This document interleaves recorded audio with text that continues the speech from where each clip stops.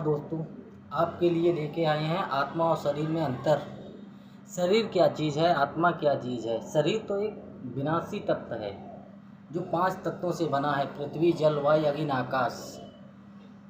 शरीर का विनाश हो जाता है। शरीर क्या है, एक कपड़ा, जिसे गीता में बोला है पाषाण जीवाण यथा व्याय। ये 5 तत्वों से बना है, लेकिन इससे परे क्या है, आत्मा।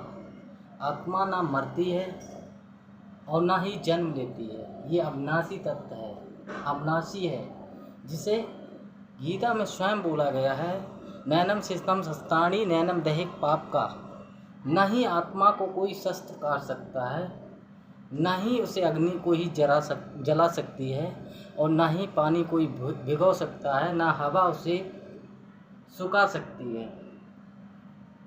तो लेकिन शरीर में आत्मा है तो जीवात्मा है, जीवन धारण किए हुए है, और शरीर में आत्मा नहीं है तो जीव है।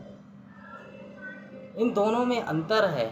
आत्मा अलग चीज़ है, शरीर अलग चीज़ है, और जब दोनों मिलते हैं तो जीवित आत्मा बन जाते हैं, जीवन धारण करने वाली। लेकिन इस शरीर में आत्मा है तो है कहाँ। बहुत से कहते हैं हमारे शरीर में आत्मा है ही नहीं। अगर आत्मा नहीं है तो ये मुख क्यों, कौन बोल रहा है, कौन देख रहा है, कौन सुन रहा है। अगर शरीर में पीड़ा होती है, दुख पड़ता है, तो क्यों कहते हैं कि मेरे हाथ में दर्द हो रहा है, कौन बोल रहा है।